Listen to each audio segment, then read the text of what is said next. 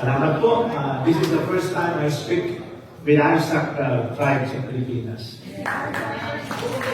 And nakaka-nervous pala. Yeah. Okay. And but salamat kasi naniniwala ako that God is going to download something fresh, relevant. Okay? Because this is the gathering of the two generations, one generation, which is the finishing generation. And since the theme of this conference is about accurate succession, you know, honestly, succession is not hard. Sino sa inyo naniniwala? That succession is hard. It is impossible without us entering into open heaven. Whatever we do, pag-usapan na natin, transfer of legacy, succession, without us entering into open heaven, it is impossible. The first thing Jesus secured before entering the ministry is open heaven. Yes. Ulitin ko ha? Yes. The first thing Jesus secured before entering the ministry is open heaven. And if this is the pattern that we see in the life and the ministry of Jesus, maging seryoso po tayo pagkatanta because living, ministering with an open heaven, life is stressful and burdensome. Ulitin ko ha, life and ministry is stressful and burdensome. You will never in your life, you will never enjoy your ministry. But praise God because the Word tells us what is the most important thing to do before entering the ministry. And that is securing open heaven. In this more or less 1 hour, I'll try my best to answer these questions by the grace of God. Number 1, what is an open heaven? Number 2, what are the two sides of open heaven? Don't you know that there are two sides of open heaven? 3, how Jesus secures open heaven? 4, how do we know that we are living under open heaven? Importante ang mga kapatid. Kasi marami sa atin, we assume that we're living under open heaven. But what are the indications of it? Okay? Seryoso daw mga kapatid, seryoso. Pakisabi sa mga kapatid, kagabi, makinig ka muna. Makikinig din ako. Okay? Sayang ang registration natin. I know marami na po tayong napakinggan. But you know, when God does something, He do it line upon line, layer upon layer, blocks upon blocks, person upon person. So I'm building from what everybody has talked about. Okay? And number 5, how important accurate connection is in relation to succession. Ulitin ko, there is no succession, accurate succession, without securing first open heaven. How do we position the next generation? Succession. Ang daling mag-usap ito, daling magtulong ito, daling magtiklan ito. But at the end of the day, the question is how? How? And then lastly, who is that somebody? Don't you know that you cannot enter open heaven without somebody opening the heaven doors? You cannot enter into the dimension of open heaven without somebody. So the question is, who is that somebody? Sa tingin nyo, makukumpleto natin yung Yes. Kaya tinanong ko kung Okay? Ay, hindi na ako magbibiro kasi sayang yung oras. So, let's read this scripture. Sabay-sabay. Kung sinabi ko, sabay-sabay. Sabay mo. Then Jesus came from Galilee to the Jordan to be baptized by John. But John cried to the Lord, saying, I need to be baptized. Ang bihira. Saglit na na. We want to enter open heaven, but we don't want to open our mouth. If you believe it, confess it with your mouth. So how many of you want to enter? Amen. Open your mouth. Okay? Amen. Sabay-sabay ulit. Then Jesus came from Galilee to the Jordan to be baptized by John. Good. But John cried to the Lord, saying, I need to be baptized by you, and will you come to me? Jesus replied, let it be so now. It is proper for us to do this to fulfill all righteousness. But John answered, as soon as Jesus was baptized, he went out of the water. At that moment, heaven was opened. At that moment, heaven was opened. Amen. True ministry starts when heaven is open. So Jesus is a clear pattern. Jesus assures.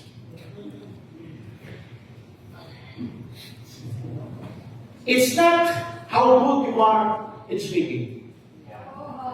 It's not how skillful you are in handling the word of truth. It's not how wonderful you are in relating yourself with others. It is not your charisma, it's not your giftings. It is open heaven. And I tell you, sinasabi ko sa inyo kanina, it is not hard. It's impossible. But Jesus showed us the way. The scripture that tells us the principle. As long as we listen, learn, embrace, hallelujah, welcome to open heaven, life and ministry. And I do believe some of you are already there. By the grace of God, I can tell somebody, he is already here. So mayroon po sa akin dito. Hello? Kung hindi ka pa nakatitiyak, sabihin mo sa katabi mo, kinakailangan makatiyak ako. Sayang ang registration. Pag hindi yung kanina. So at that moment, heaven was open, and he saw the Spirit of God descending like a dove and alighting on him. And a voice from heaven said, this is my Son, whom I love, with him I am well pleased. Now, to start with, let's define what's open heaven. And the first time I learned this definition is from the definition of Papa. Bihira ako magsalita putting my spiritual father as my Papa. But I am in a very safe environment to call him Papa. Pero pag same ako, I call him Dr. Jonathan David. Kasi iba mentality ng Pinoy. Sa Pinoy, pag sinabi mong Papa, at may age, may tinatawag mong Papa, tapos ang labi pa. Papa, yun. Papa, Piccolo. So, may message siya. So, I know I am in a safe environment to call our spiritual father Papa. And this is the first time I heard this definition. Very clear definition. It says, an open heaven is a result of God's favor in the minister's life. It is not something he searches for. Maraming mananampalataya, manggagawa, even pastors are searching for it. Ang iba nagpapaspa 40 days and 40 nights in a month. Hello? Doing everything they can to search it. But in this definition, it says, it is because of his intimate walk with God. Noah walked with God. It is a seal of God's approval. This is my son in whom I am well pleased. Listen. It is a seal of God's approval because of his what? Explicit obedience. Not delayed obedience, but explicit obedience. So from this definition, take a good eye. Okay? Now, there are two sides of open heaven. Kasi akala natin, pag sinabing open heaven, ang alam na natin is the glorious side. Diba? Most of the time, when they say, open heaven, wow, galing na ako doon. The first thing that we see here, when heaven was open, he saw the Spirit of God descending right there. And a voice. It's supernatural. Hello. Hindi ang kakayo malahibo mo dito eh. Pag ganito naranasan niya, palagay mo, magtatatakbo kayo, papatotoo niyo, yung galing company. Voice. Spirit of God. These are glorious sight, glorious experiences. Hello? But there is that second side, which is I call the mysterious side. Yeah. In this mysterious side, that's in the scriptures. Sabay-sabay. At that time, Jesus came from Nazareth of Galilee. He was baptized by John in the Jordan. Just as Jesus was coming out of the water, he saw heaven being open, and the Spirit descended to him like a cloud.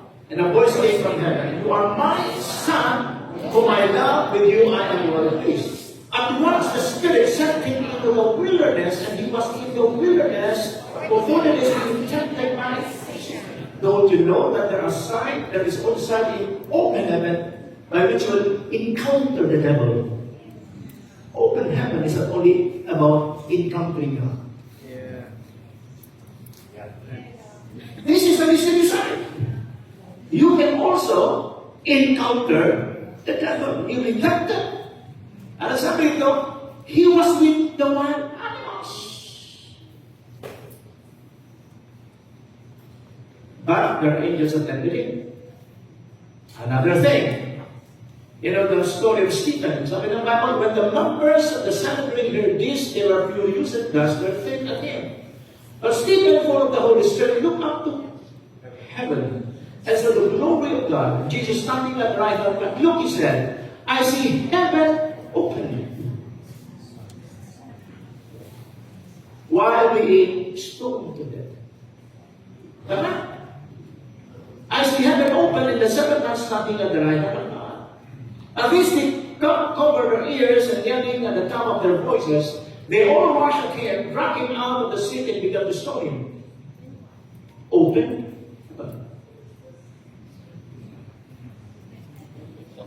Open. Marami sa atin ang gusto natin glorious na. But we reject. We refuse the mysterious side. Don't you know that in every mysterious side, there is what Capriola Gray said, silver lining. Mahirap. But if you don't know these things, we don't know how God works. That God can even works in mysterious ways. Marami sa atin gustong iwas. Therefore, the journey becomes longer. We want to shortcut it by just embracing glorious sunlight. Yan, tagal na natin sa paglilingkod sa Panginoon, wala pa rin break. God wants to open the heaven because we are responding right. So, lalong tumatagal yun. On. While they were stoning him, Stephen prayed, Lord Jesus, receive my spirit. Then he fell on his knees and cried out, Lord, do not hold this sin against them. When he had said this, he fell asleep. Open heaven. Now, since we're discussing about open heaven, let's go back to Jesus. Because he's the first person who will show us. He's the first person who was able to enter into discipleship. Okay? So how Jesus secured open heaven?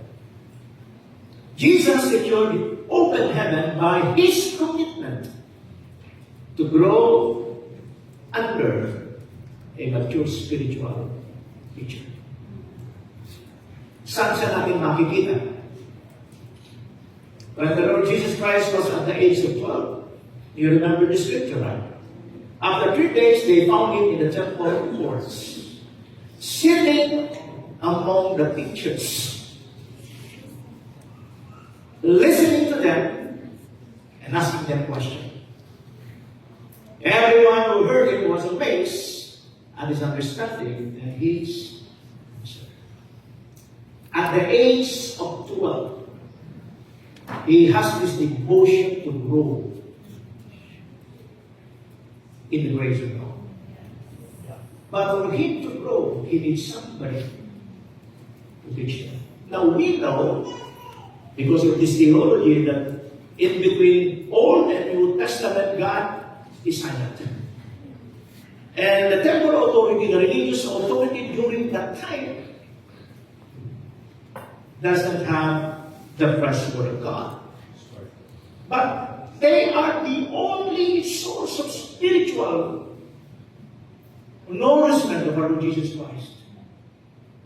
And so, the Bible says, he sit, listen, and then asking them questions for the purpose of what? Spiritual growth.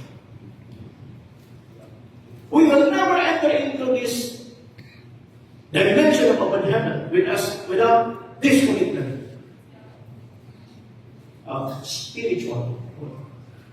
In Luke 2:52 it says, and Jesus grew in wisdom, stature. Because he keeps on growing in wisdom and stature, he was able to secure the favor of God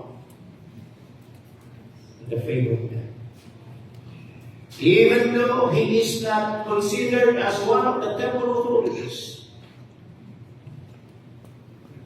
he was a part of the temple priesthood, the teachers of the law scribe. Hello? Jesus just kept on increasing in wisdom, stature, in favor together, in favor. It takes commitment to grow in this four aspects: wisdom, stature, favor together, favor with men. The second is Jesus secured open heaven because of his commitment to pursue and submit under spiritual authority.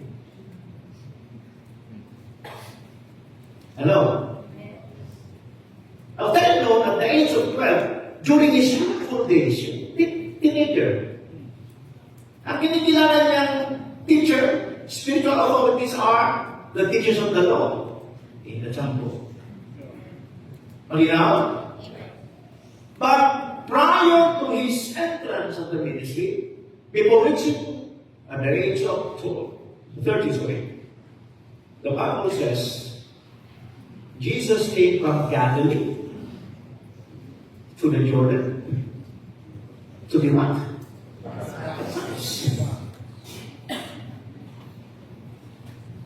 Meaning,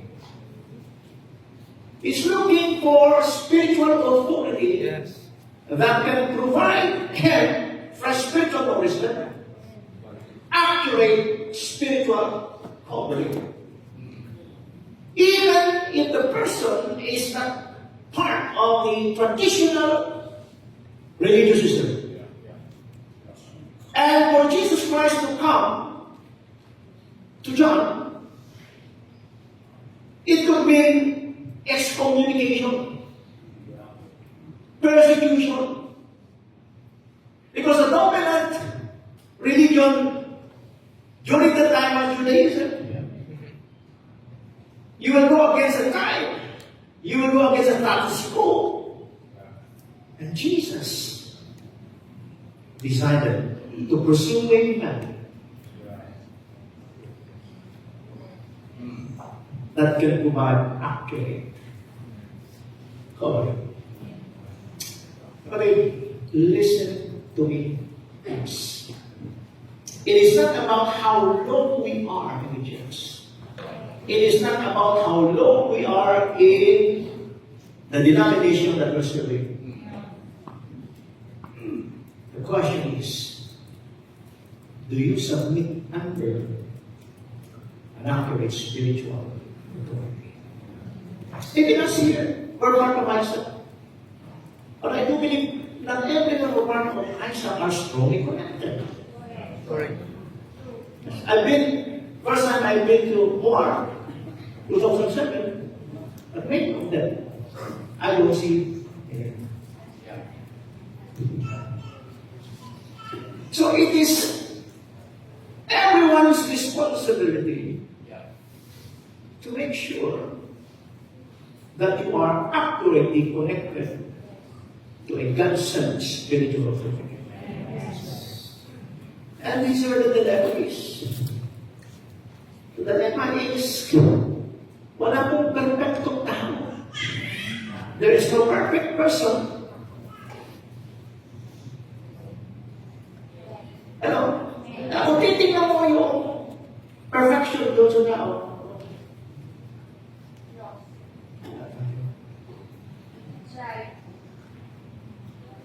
masyado tayong matiling. You know, the good thing with Jesus is,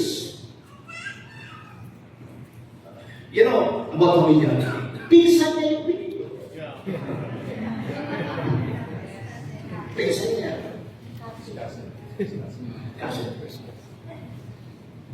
Hello? Hindi lang yun. You know, hindi niya lang pinili si John dahil pinsan niya. But John, looking at his personality, is some kind of a bird, weird. Unique, wild helmet. And for Jesus to connect with this person, maybe we are part of a status quo. The priest wear the religious garment. It's palagay pagkakal.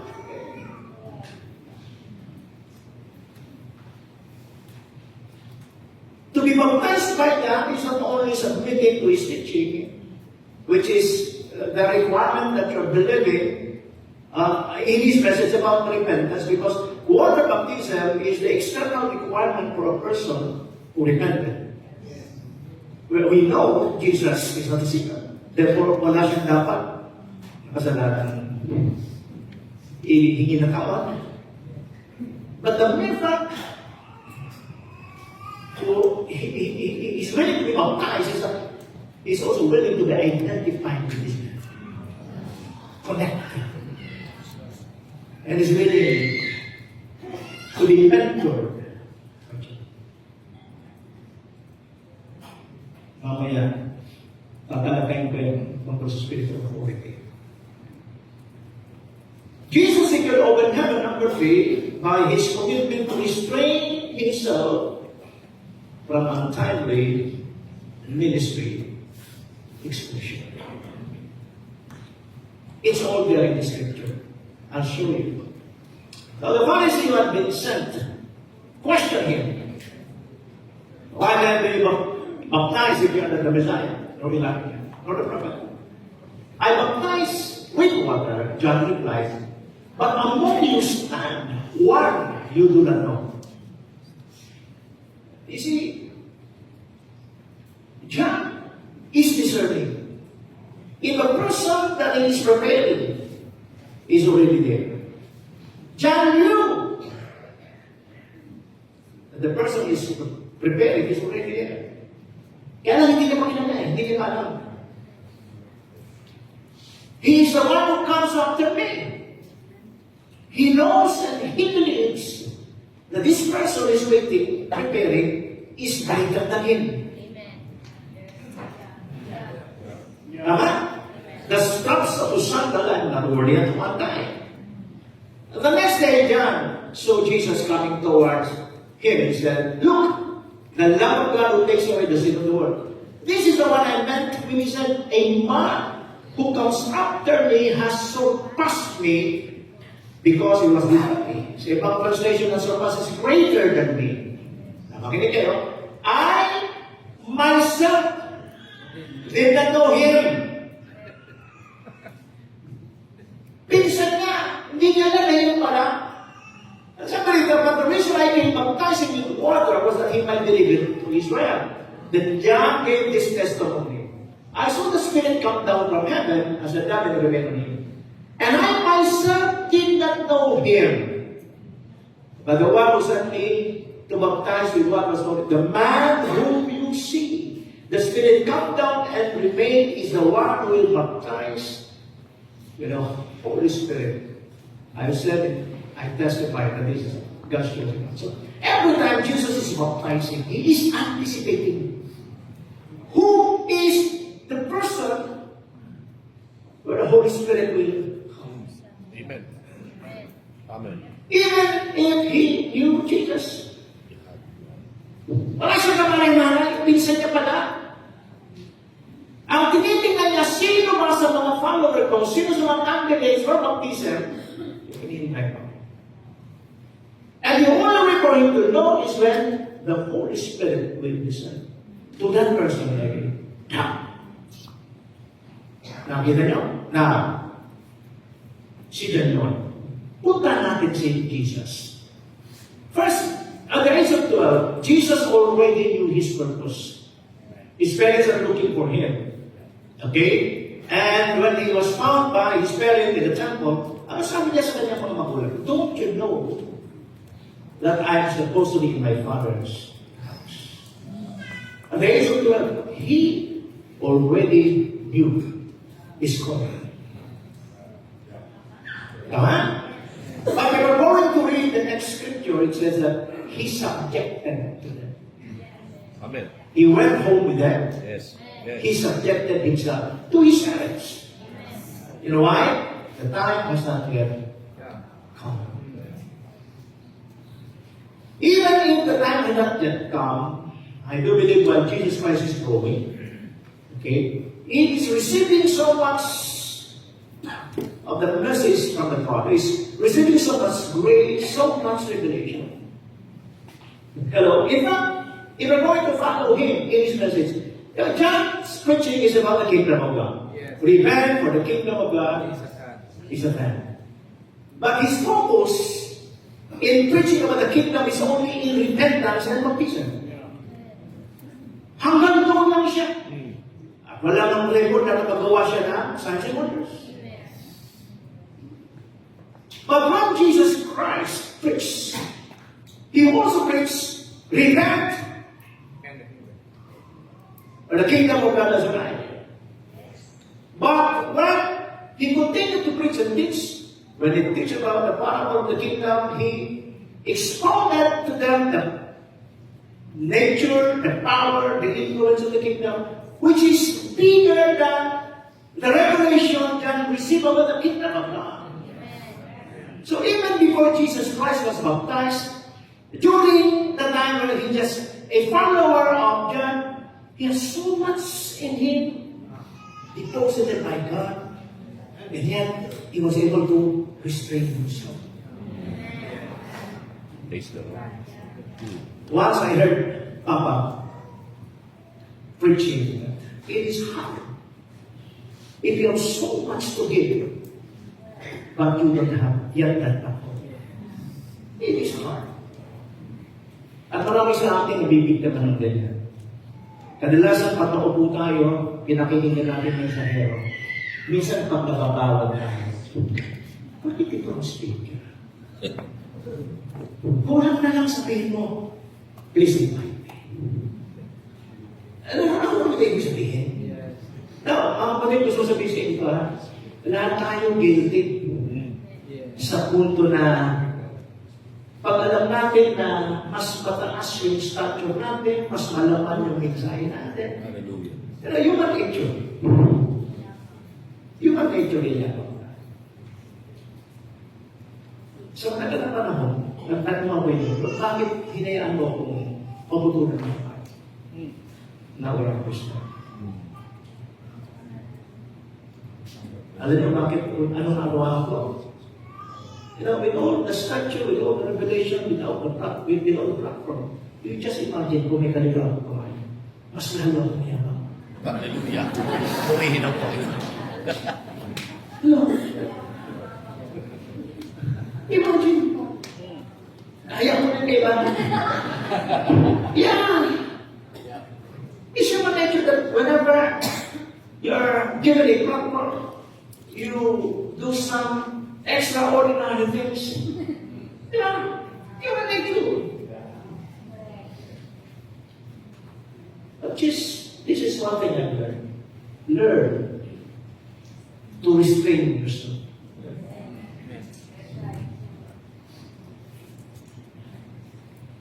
You remember all about authority of flesh? Yeah. Diba?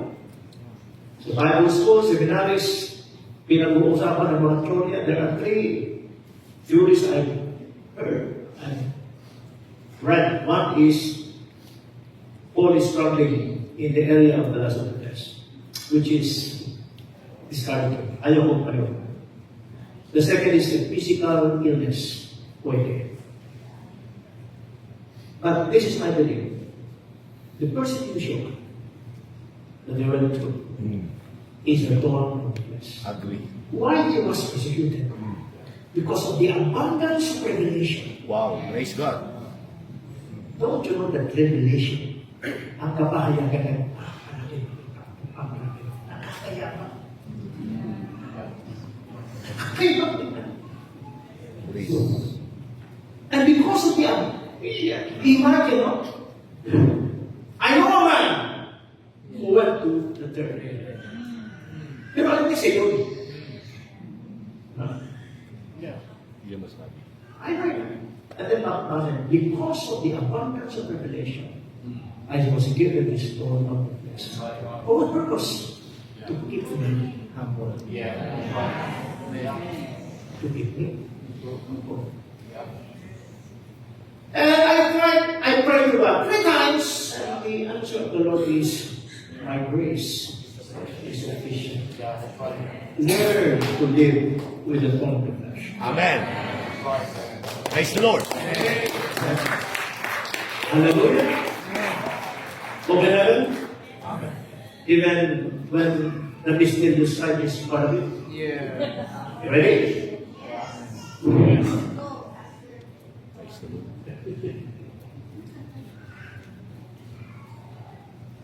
He was able to secure open heaven because of his commitment to restraining himself from ungodly living. Hanggang wala kayong platform, hanggang wala kayong magkakatamon, please, don't push yourself. Yeah. Kung talagang please invite me, even without knocking. Alam mo,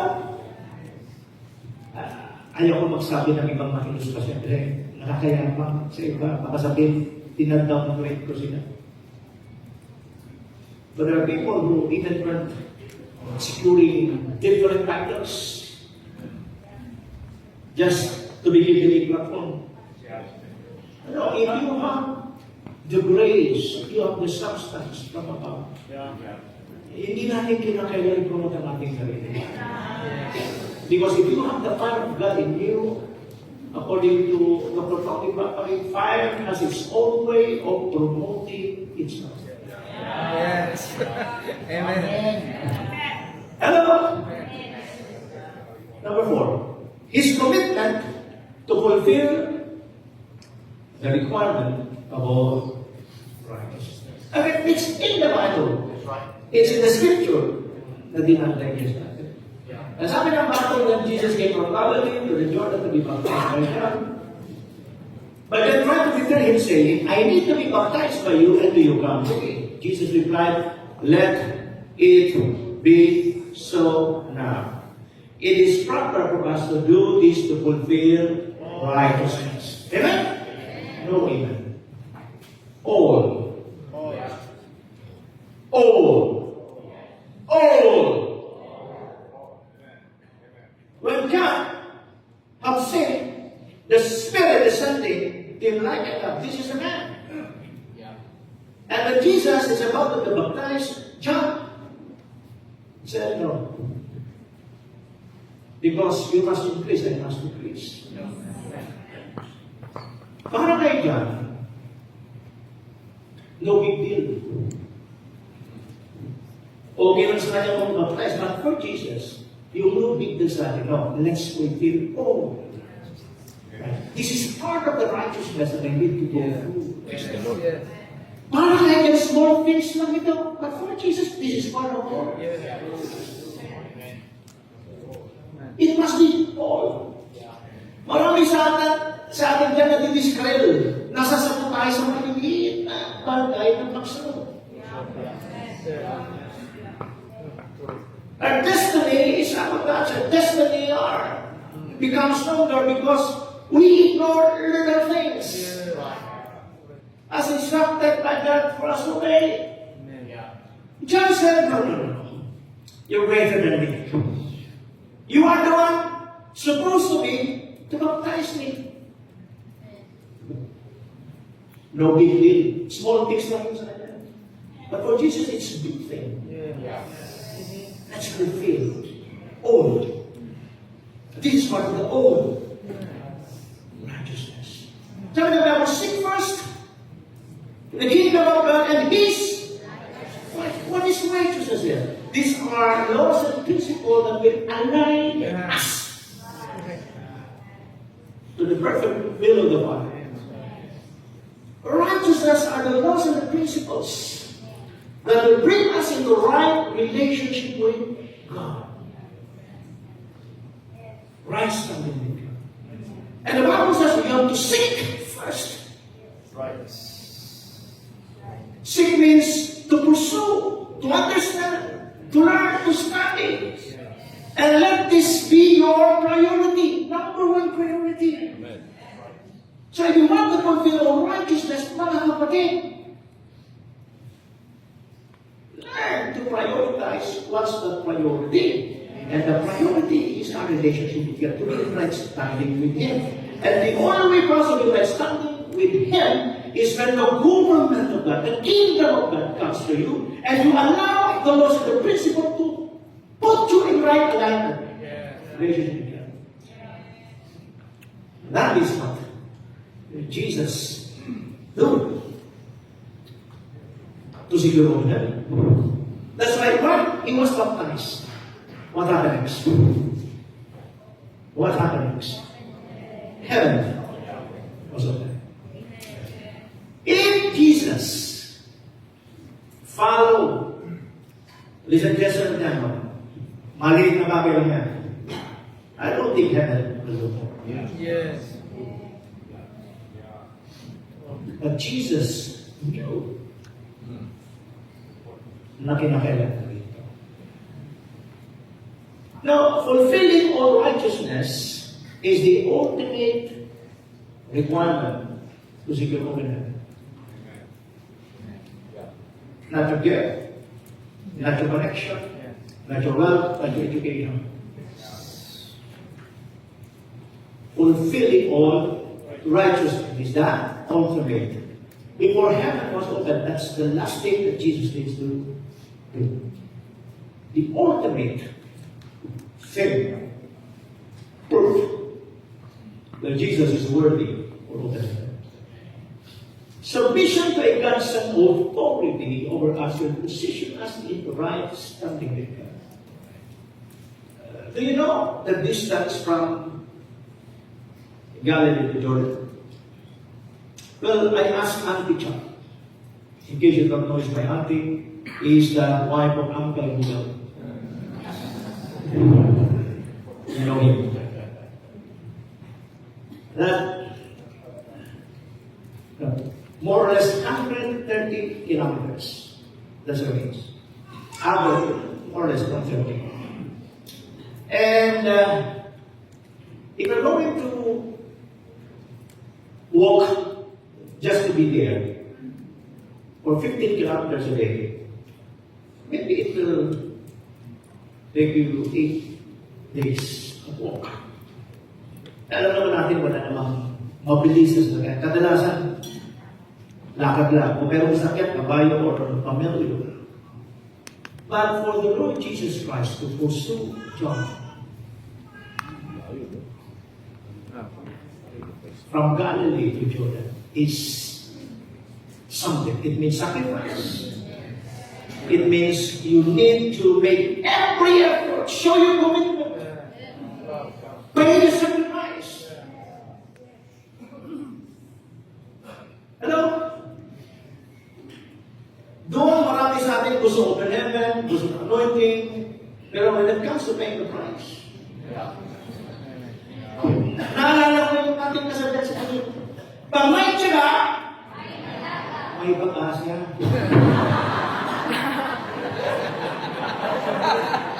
Nag-isa rin ako siya.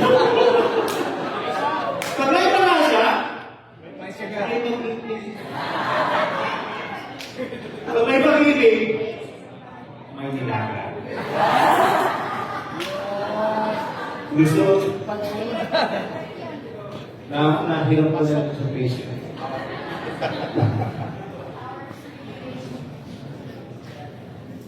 Kasi, it requires a commitment to pursue. When I first heard about the ministry of Dr. Jonathan David, malayo ang Pilipinas sa Malaysia, magastos.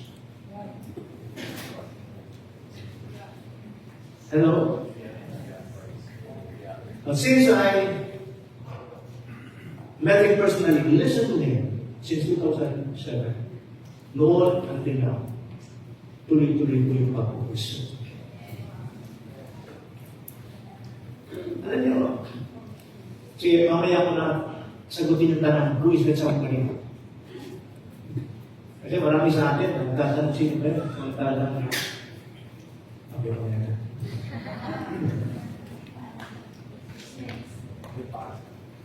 See, to be right standing with God causes us to please Him and really go your beloved. This is my son, in my birthplace. Kaya din sinabi, when Jesus fulfill all righteousness. When the heaven above us is open, we will become the voice of God. Amen. This is my son, in my birthplace. Listen. Listen.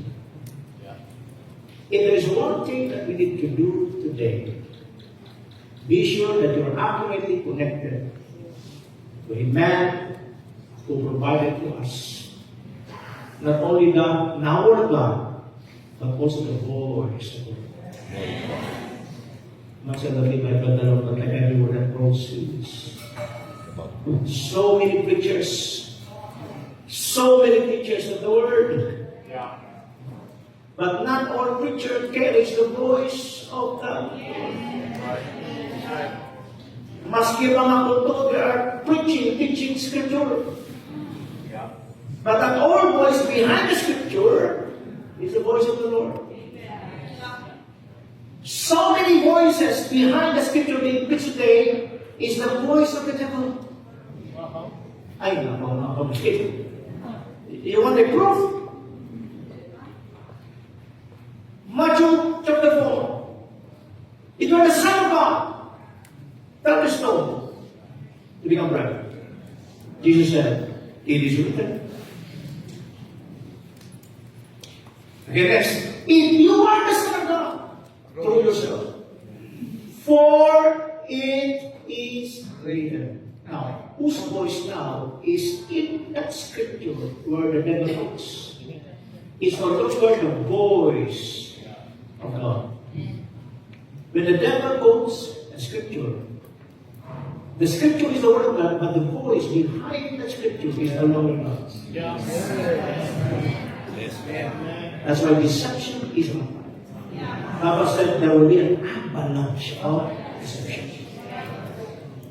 who are being victimized by deception follows preachers, teachers, popular preachers. But the followers are being deceived. They don't have the discerning that the voice they are hearing from the preaching word is no longer God's voice, it's the voice of the devil. Kaya ba ba? So when the heaven above us is open, we'll become the voice of God. It's very important for us, preachers, pastors, because God has given us, entrusted to us His word. It is very important for us that as we preach and preach it, be sure that the people is hearing is no longer our voice. Amen. Voice. This is our job to make them listen. This is the way, walk in it. Yes. How do we know? How do we know that we are living in the open?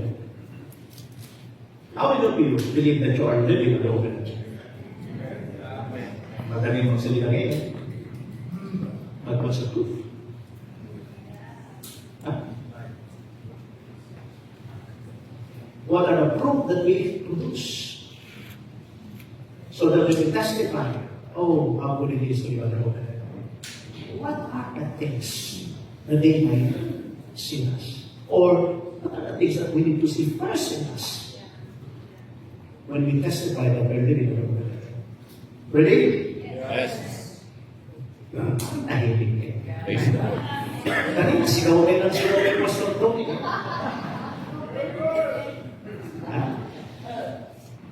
As soon as Jesus was baptized, he went up out of the water. At that moment, heaven was open, and he saw Spirit of God ascending like a dove and lighting on him. And a voice from heaven said, "This is my Son, in whom I am well pleased." Heaven was open, and the first proof that we must see in us, just as we see in the name of Jesus, is that Spirit of God. your life and ministry is empowered by God.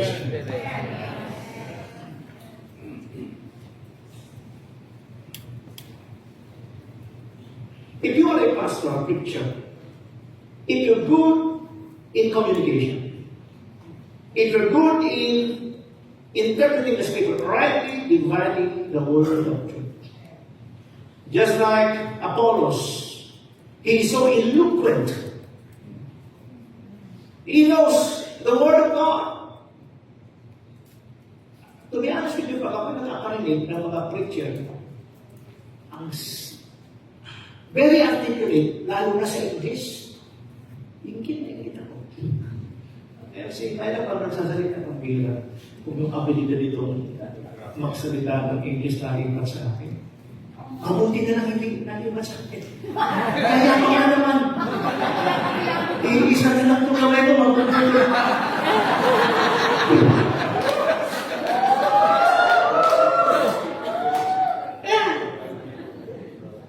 Praise God, wala tayong monopoly ng gifts. Just imagine if God will give everything that we want.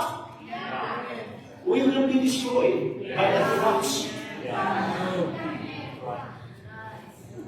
God will only give us what we need, not all what we want.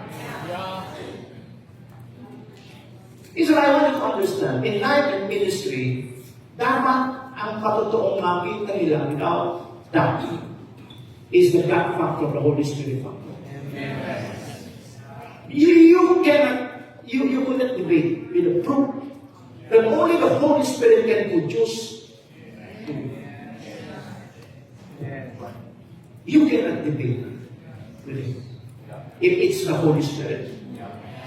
Jesus Christ, what? The Holy Spirit. Unlike that, I hate that. It read the Holy Spirit love. In Matthew chapter 4, the Holy Spirit led him in the wilderness. The Holy Spirit come to dwell, he was filled, and the Holy Spirit led. He was empowered by the Holy Spirit. In life and ministry, I want you to understand it not by mind, nor by power, by the Spirit. Kinakailangan dumating sa punto na hindi na natin kinakailangan kumbinsin ng tao. Yes. Sila na dapat ang makakapagsabi. Hindi na rin tao ko. Hindi na ito siya. Hindi na ito siya. Hindi na si May na ito. Amen. Hindi na si Steve na ito. Amen. Yung ang unang proof. We have a testimony that our being and what we're doing is no longer because of us. Yes. It's because of Him. That is one of the proof. Second, our life and ministry is nurtured and sustained by the now word and the voice. Right after the Holy Spirit, will be a voice from heaven said, "This is Christ." A voice. Wow. Hello. You know, yes, we can attend seminar after seminar, conference after conference. If after all the seminar is finished, just like the whole will be finished. Yeah. And then when we go back home, you feel empty, tired. You don't receive the fresh word. Yeah. You don't hear what God is saying. So for us, pastors, be sure that when we preach and teach, be sure that we are hearing. Right. Because only what we hear and deliver from the people, as I receive and give unto thee, is what will produce the God kind of product. Amen. Amen. Praise God. Our life and ministry is nurtured and sustained by the power of the Christ. What is next? Just follow the life and ministry of Jesus and you will predict what's next. What's next? Huh? Our life and ministry are constantly of the Spirit. Right. Tama? When the Spirit comes in, and the heaven was open, the Spirit comes to him, hear the voice of the Lord. That's the last verses in Matthew chapter 3. In Matthew chapter 4 it says, Then the Holy Spirit led him in the wilderness to be tempted. So that's the next thing to expect. You will be opposed by you will be persecuted.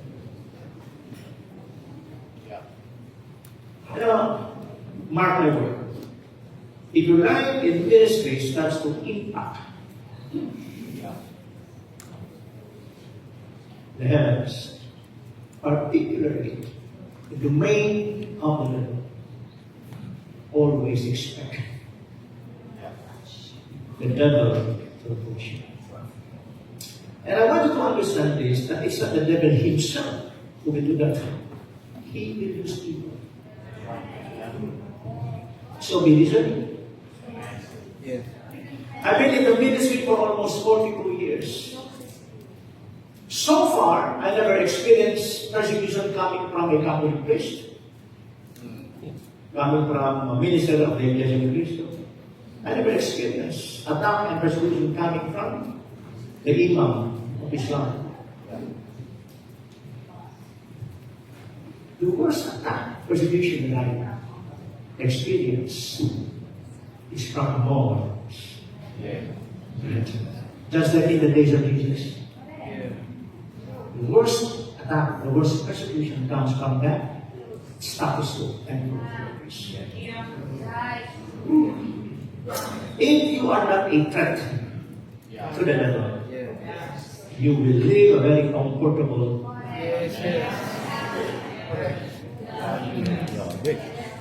Hello? Yeah. So the moment you become a threat, Yeah. kung sasabihin ko na sa inyo mga pinagdaanan ko, maawa kayo ng langit kasi bakit isa mo lang ako kayo? Pinag-iinitan na ako. Ano magagawa ko? Di ba dahil ako maawa lang?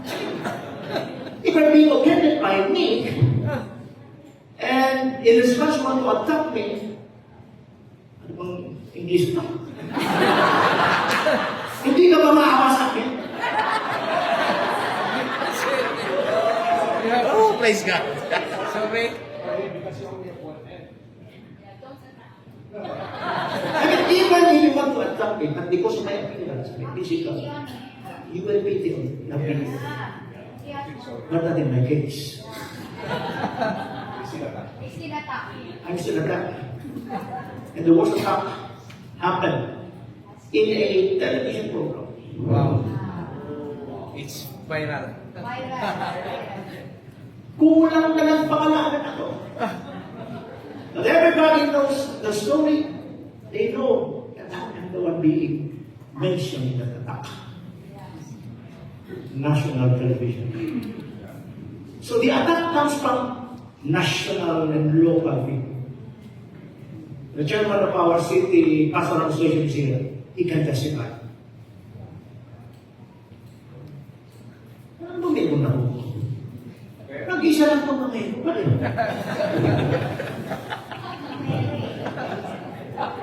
But when I understand this thing, I know the reason why Jesus Christ prayed, forgive them for they do not know what they do. Yeah. Yes. He's now crucified. Just like Stephen. Yes. Yeah. So this is what we learn. Be sure that you are not the one attacking or you want to be sure that you are not being used by the devil. If you want to be sure that you are not being used by the devil, don't be the one to attack that person. The Bible says that Satan is the accuser. Yes. The president. Yeah. Ayan ba kayo? How many of you wants to enter this dimension of heaven? Wow. Praise God. If you are not prepared to respond right, Yeah. it's not.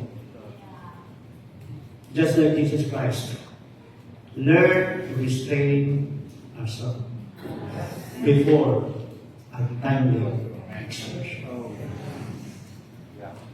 Ang sarap sa ministry. Totoo lang, masarap na ministry natin. Pero may kapalit siya. Be prepared. How do we know that we're living in an our life and ministry needs are being supplied supernaturally. The Bible says the devil left him. Angels come. Minister. Nasa Bible niyo ba?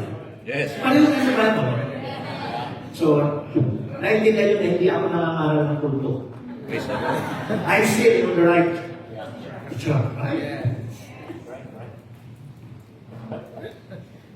The devil appeared, angels. Yeah. Minister. Kanina, mahaba sa Manipal Statement, pag sinabing blessing, pera. Blessing is more than money. You know, the blessing that God has given me during the first 38 years of the ministry cannot be compared to the blessings that God gave me during the 3.5 years of the pandemic. It cannot be compared. Wala sa kapiting, kalimkinan. Praise the Lord. Kinumyot ko, pinag-aralan mo, mula nung makakilala ko sa Panginoon until 2020. may mga blessing. Pero pagdating ng 2021 until 2024 July, wala sa katiting. Yung pagpapalang binigay ni Lord during the lockdown. Imagine during COVID-19. Ito nag-iisang kamay nito. Ito nag-iisang ito. Lalo na kung naman ko. Nakakayabang na naman. One of the accusations, one of the attacks is I am using my ministry to be wealthy.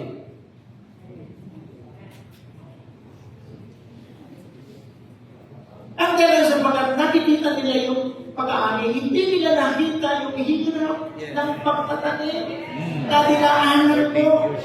Decades of ministry. And the chairman of our pastoral association is here.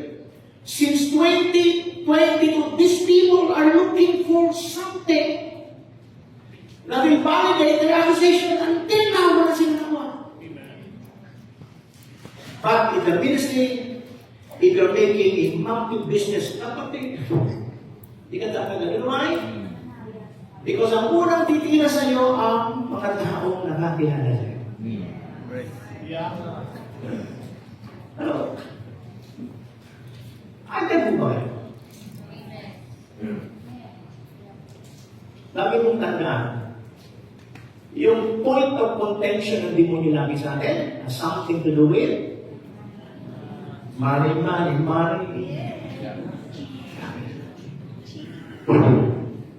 The reason Jesus was betrayed because there are people who pay those betrayal. Those who betray Jesus Christ. Money. The last things that the Pharaoh decided before he let his people go has something to do with resources. Sabi ng Pharaoh, sige, pwede na kayo sumaba. Alipin mo na sa mga panganak mo, alipin mo, mag-iwan lang yung mga pahinupan ko. Mga hayop. Kasi yung mga hayop yan, kaya mga nagda. Ayan mo ba kayo? So our natural ministry needs our being supplied of supernaturally. Diba? Dapat hindi lang ikaw nagpapatotoo. Nagpapatotoo ang mga tao. Anong klase ng tao ko? May krisis na.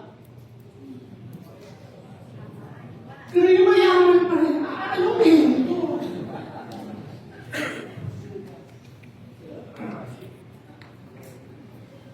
January 2021, I received a project from God. It's called Goshen Project. Hindi ko na sabihin sa inyo yung figure. Pero sa inyo mga nakaalam, you know, my estimate, in 3.5 years, I was able to complete that project. If you ask me the amount, I will not tell you. You know why? Ha? Kasi makiingit kayo.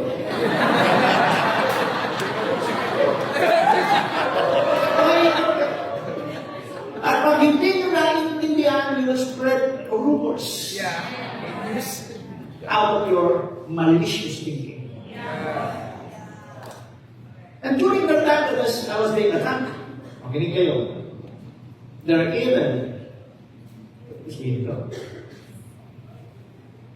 there are also from among our tribe who almost believed the lies. The brethren whom I am believing they can protect me almost believe in this. And I know, di ba sabihin sa iyo, yung meron na diba? Well, nakita ko na I'm reminded by what Papa said.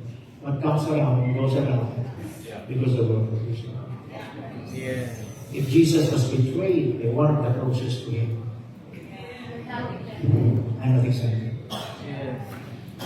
So I forgive the Father, forgive them. If they will not repent, mamamatay sila sa intit. Why?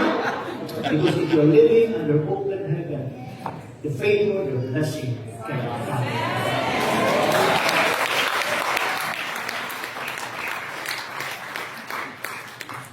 I will do it. Our life of ministry is what? Unstoppable. You have the Holy Spirit. Your life in ministry is empowered by the Holy Spirit. You are sustained by the now word of God and the voice of the Lord. Everything you need in life and ministry is delivered on or before time, supernaturally. So ano mo yan? Unstoppable. And Jesus Christ become unstoppable in spite of the spot of the attack, the opposition, and the persecution. Unstoppable. Hello? Yes. Lastly, why are you unstoppable? You're empowered by the Holy Spirit. You have the message of Father about. Hello? Even if you're being opposed or persecuted by the devil, your resources kept coming to you on a before time. You become unstoppable. Where? It will lead to. Your life and ministry is laser focused in fulfilling our assignment. Laser focused. Jesus Christ started his ministry in Galilee. Ended up his ministry in Jerusalem. When he's about to go to Jerusalem, the disciples, the believers are saying, don't go to Jerusalem. But he has a mission to fulfill. And he knows that the mission will call him in Jerusalem. Laser focus. If you're laser focused in your mission, you're going to be sidetracked.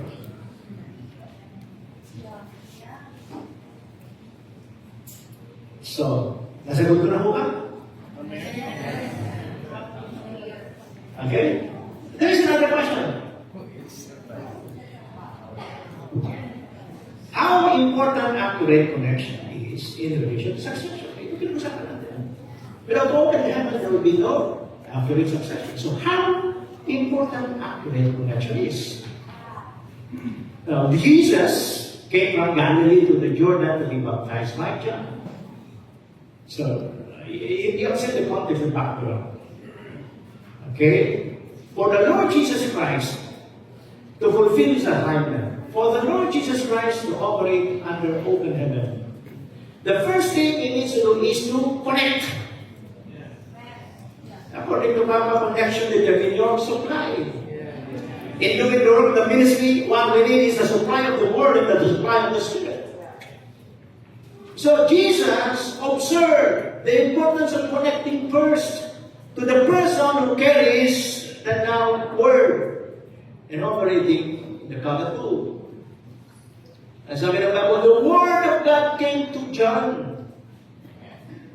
The Word of God bypasses the most powerful person on earth during that time, Tiberius Caesar. The Word of God bypasses the most powerful person in Israel, Pontius Pilate. The Word of God bypasses all the congressman of the 3 districts in Israel. The Word of God even bypasses the high priest. Because during that time, dalawang high priest. Alam naman natin, kung sinabing high priest, isa lang yan.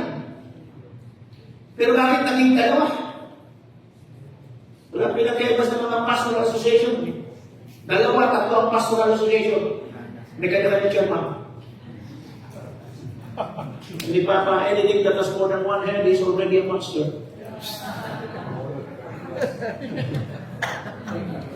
The Word of God bypasses all of that, and the Word of God came to John.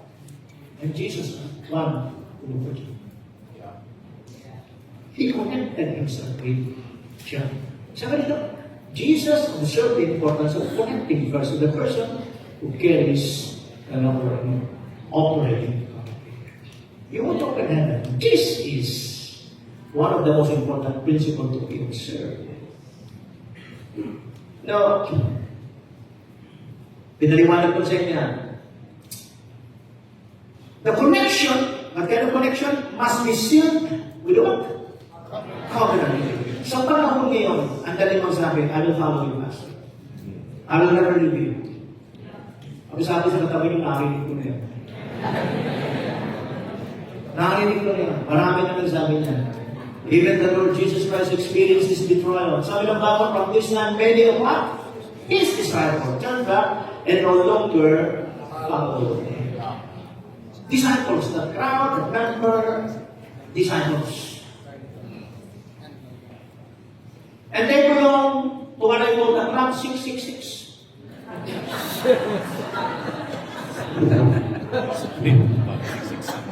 You can also call them the fellowship of the offended.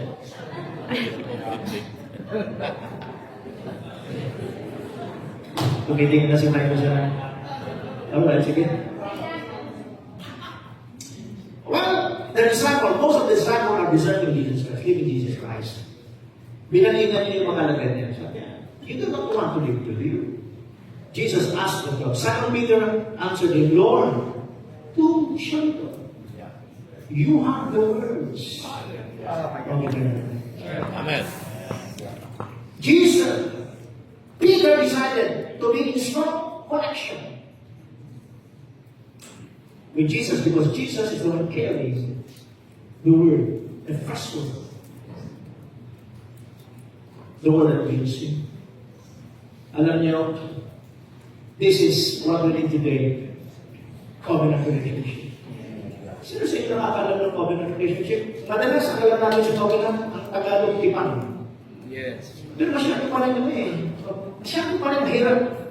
I'll define for you, in the simplest Tagalog, what covenant relationship. Gusto nyo? Yes. Yeah. Walang iwan. Walang naglaban. Praise God. Amen. Amen. Walang iwan. Amen.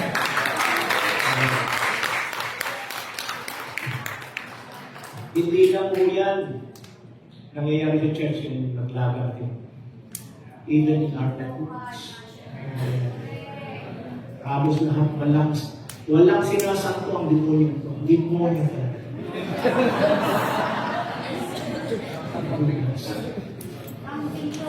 Ngayon, nakakonekta sa'yo, sumusunod sa'yo. Bukas makalaw, wala na. Kaya may pagtatanong sa'yo, nasaan na sila? We are in a generation where betrayal is easy. All you need to do is just what?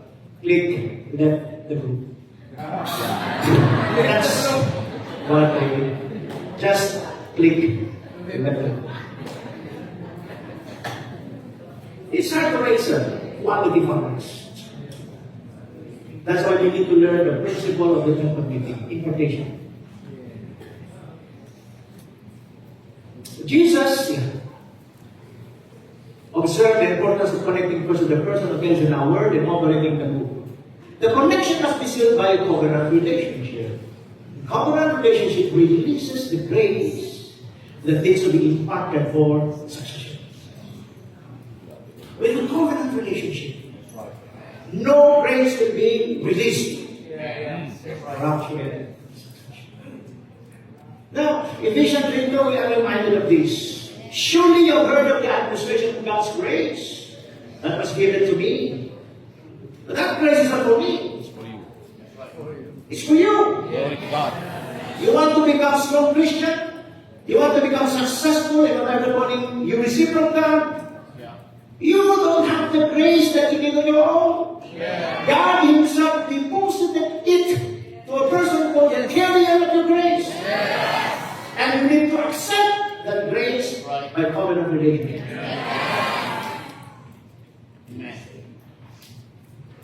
When you receive that grace is the one that will build you and give you inheritance. Based on that. So how do we position the next generation for succession? How? Importante po.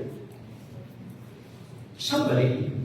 Somebody. Malapit na akong sumabot sa somebody. Praise God. If you want to position the next generation, who are the next generation here? Taas ang kamay, please. Taas ang kamay. Taas ka. Listen. Somebody must open the scripture for them. Amen, Lord.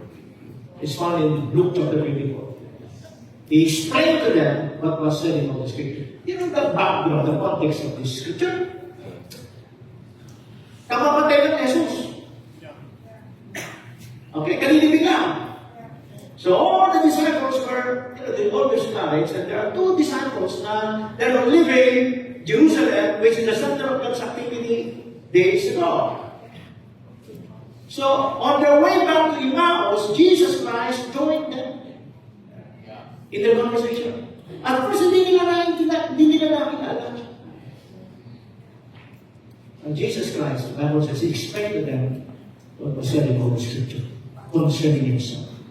So, somebody must open their eyes.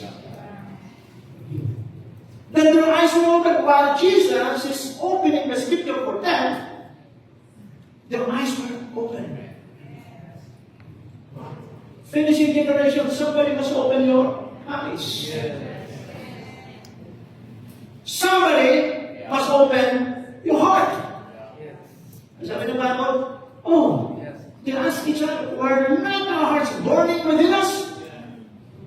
And they talking us on that road that opened the scripture for us. Somebody must open their minds.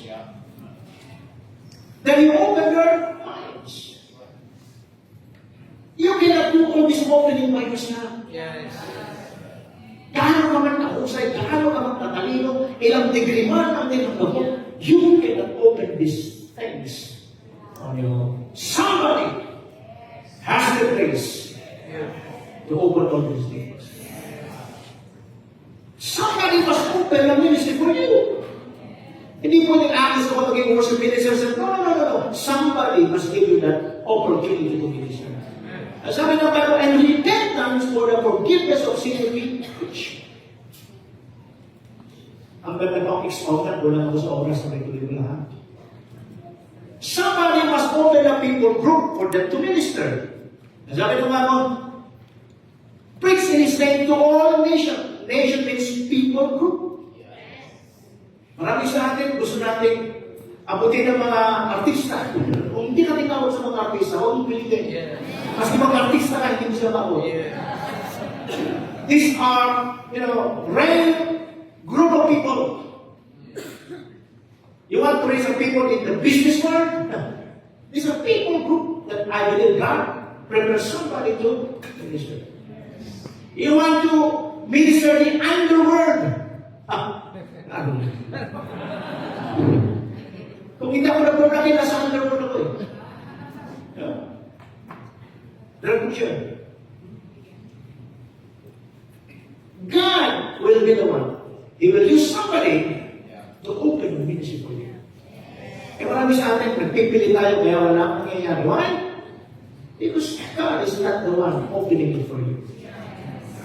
Somebody must open a place for them. Sabi ng Bible, I'm going to send you what my father's promised, but to stay in the city. Stay in the place where God has said you stay. Okay? Dati sa atin gusto mag-mission, di ba? Lord, bring me to travel. Hallelujah. Ayaw mo doon sa barrio, ayaw mo doon sa mga basurahan, ay gusto mo sa Boracay. Boracay. Okay. Mapili. Hindi mo masusunod. Tandaan nyo. Sabi ng Panginoon kay Pedro, nung patapatang hindi ka pumunta sa lugar na gusto mo. Pero pagtanda mo, may mag-aakay sa'yo sa mga lugar na hindi mo gusto. Hello? Somebody must open the heavens. Ang sabi ng Bible, He left them and was taken up into heaven. until the day he was taken up to heaven. Will come back in the same way you have seen him go into heaven. You cannot enter into this dimension of open heaven without somebody. Ay, ang question, who is parang kulto. Hindi mo kayo makukulto. Mga mayroong teacher ng kaharipan to. I-review ako nito.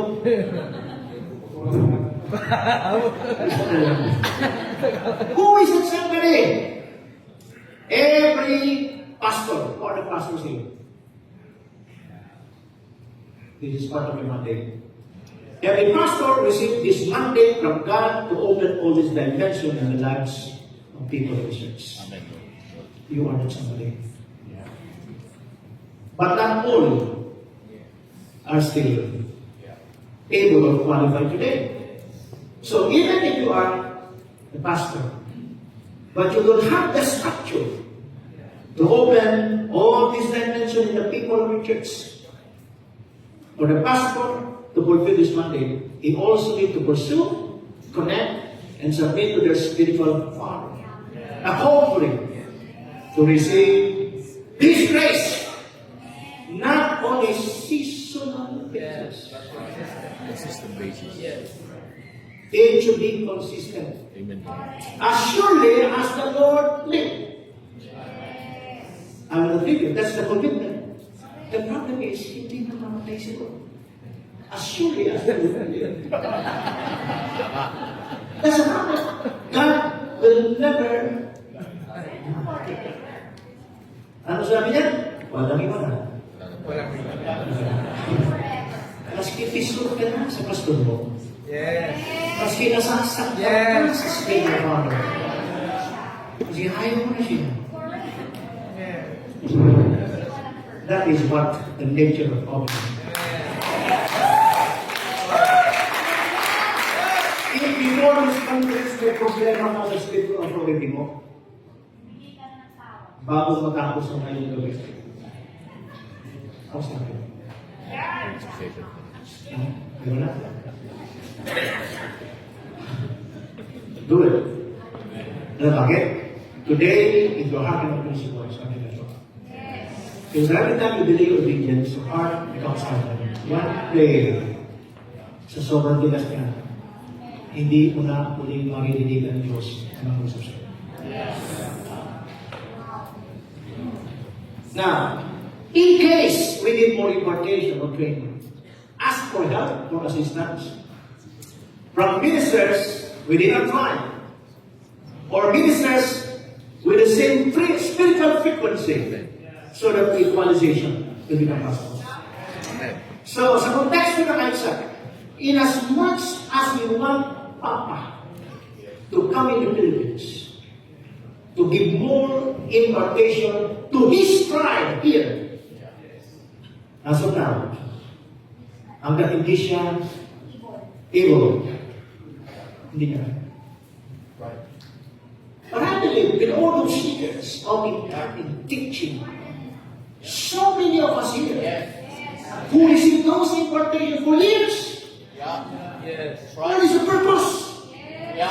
So that if our spiritual father is not able to come here, we need to ask for help or assistance from pastors within our tribe. If ever our help makakita, even outside of the tribe, we have the same spiritual frequency. Kaya ang tribe mo ang madlang. Correct. Yan ang malaking problema sa atin eh. Because of yabang, insecurity, competition, ang daming gusto mong i-download ng Panginoon eh. So ang nagsasabi, ang nagsasabi ng congregation natin, what you understand this, no? Your congregation is not your congregation. It is God's congregation. You can be an instrument of curse and blessing. Huwag tayong maging naman. Huwag tayong maging insecure. Equalization is one of the important words I heard from Papa. I have my own network. Now, gusto ko rin namin ito, ha? Nation is, Israel is one nation. And Israel is composed of 12 different tribes. Each tribe is composed of clans. Clans is composed of families. SCB, School of Church Builder, is a clan. This clan is the product of our spiritual father. This clan is part of the tribe. Therefore, I know that SCB should not compete with the tribe. True. Kasi kung di natin alam to, you will misinterpret anybody who is also living an alliance or a network. Because each of us is representing a family, churches, alliance. If you don't know these things, sa halip na magkampihan tayo, you will consider me as a threat, as a competition. Correct. So, the moment you consider me as a threat or in competition, you will never receive my grace. I will never receive your grace. Therefore, equalization is impossible. Praise God. How many years I sat in the Philippines? 91. Pastor Stephen, you are true every time you said, of all the network in the Philippines, Isaac has, what we call it, Isaac has the strong message, substance, Yeah. powerful message. How come? How come na hindi ito yung maximum impact ng grace ay hindi mo na? I think this is a problem. Yeah. This is a problem. Know who you are. Know where you stand. So that you will know. I know who I am. I am a son of Dr. Jonathan David, my spiritual father. And my spiritual father has a tribe in the Philippines called Isaac. What I received from him produces School of Church Builder. And I know that School of Church Builder is part of the tribe of Isaac. Amen. Even if there will come a minister in Isaac na magkaroon ng mas malaki, mas malawak sa network ko, hindi ko ako magsiselos, hindi ako mainggit, because we belong to the same tribe. Right. Yeah.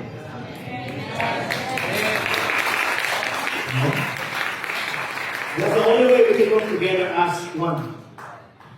We are strong in honoring our Father, but we're not strong in honoring us. That's the problem. We don't honor the grace of our Father. I know what is ranking in the spirits. I know. I'm leading a network, malaki, and I'm leader of the network. But here in our conference, I have a boss, just like what is it? I know who is the Yeah. big brother and big sister. Because I know I can work in support. Praise God. Wow. Amen. Hindi ko titingnan ang achievement ko, hindi ko titingnan ang network ko para hindi ako makong superior. Yeah. Praise the Lord. In fact, when Myla chatted us in group chat, who wants to fetch? Pastor, kung di ko tawagan yung pang-worker ko sa Cavite, kung di ko sila tawagan. I have drivers in the churches to personally pick you, but I want to serve my brother.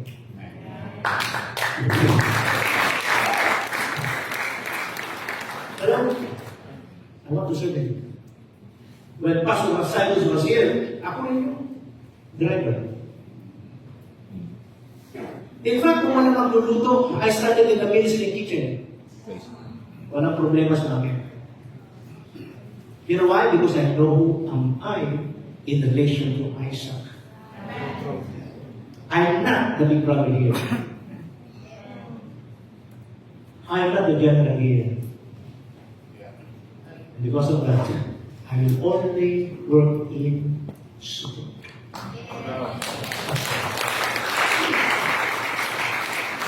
I know who is my big brother here. I need to honor him. For equalization to be possible. No one has the monopoly of anointing in giftings. We must become interdependent as we all push the mandate of our spiritual Father in this nation. Praise God for our brothers in PNG for Malaysia. But I believe we Filipinos should be the one responsible to finish Papa's mandate. If we have the same message, we talk the same language, Right. we can easily affect the body of Christ in the Philippines. So, I want you to please watch out for this relationship issue. It is the one sabotaging the work of God. What are those relationship killers that need to be guarded? Offense. You know why maraming mga pastor nagagalit sa akin? Iisa lang ang kamay ko, pero matapang ako magsalita. Matalas ako magsalita. Hello? Dalawa lang naman yan. Either you receive my message or you will be offended by it. What's up for Israel? Jealousy. This is what God has taught me. Kung mayroong naunang pinagpapala sa iyo, ingit na ingit ka, what way to kill the envy and jealousy? Sabihin mo na ang sarili mo, huwag kang maingit, huwag kang jealous, ikaw na ang kasunod. Pakisabi sa katabi ng susunod. You need to be creative in suppressing a demonic spirit. You need to talk to yourself. Amen. Kasi kung i-entertain mo yan, ay ako kapatid. Makakalimutan mo, ay sa ka na. Remember this, the first recorded history of murder took place within the family. Murder took place within the family. Jealousy, frustration, disappointment, greed, competition, etc. Relationship killer within the family. And God said, keep watch over yourself. God is commanding us not to watch Him or guard Him.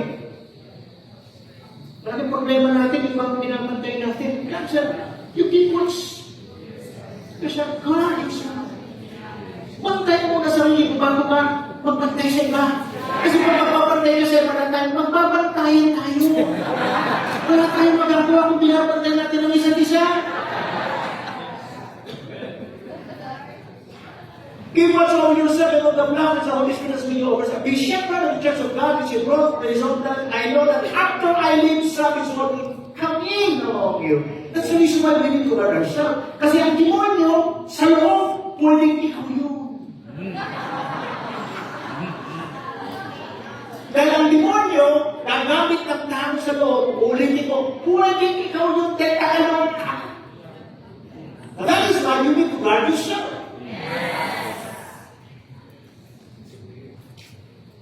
Ano yung mga red flag? Pag hindi mo kaya, pagkainit ka na, natitreten ka na, insecure ka na, judgmental ka na, critical ka na, the moment it's taking you, you're giving the devil a wider platform to enter and bring destruction within the tribe. Amen? Even from your own number, men will arise and destroy the truth. In order to do away with this, so be on your guard. Guard who?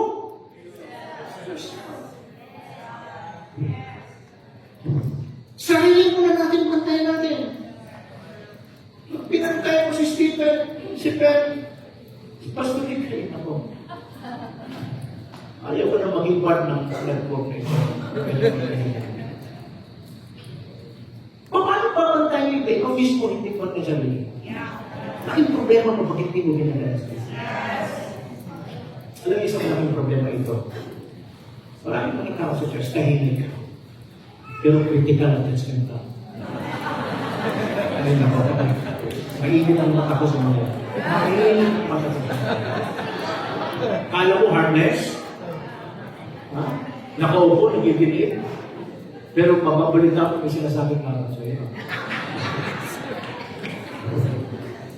Watch out for those quiet ones. Hindi naman lahat. Pero sinasabi niya sa inyo, the moment you become critical in investment, guard yourself. You know why? Because you are being groomed by the devil to become the mole in the agency.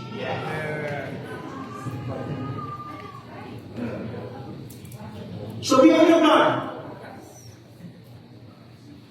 You know, what I'm teaching you is part of a series message called Living Under Open Heaven, and I'm teaching it for 16 to 18 hours. 3 days. 1 hour and 15 minutes lang. Kaya pasensya nito kayo kung ito lang ang tinuro ko. But if you want more, pasensya yan. Thank you.